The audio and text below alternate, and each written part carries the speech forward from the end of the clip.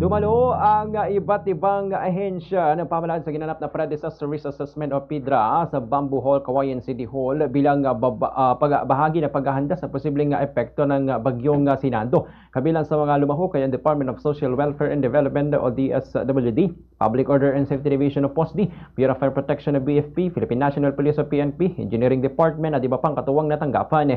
Tinalakay sa pagpupulong ang mga hakbang at kahandaan ng bawat ahensya upang matiyak ang kaligtasan ng mga residente sa lungsod ng Cauayan. Ayon kay Ginoong Ronald Viloria, City Disaster Risk Reduction and Management Officer, sinabi niya na nakahanda na ang mga sasakyang panlikas sakaling tumaas ang tubig baha. Nakantabay din ang mga ambulansya, evacuation centers at food supplies para sa mga residenteng posibleng maaapektuhan.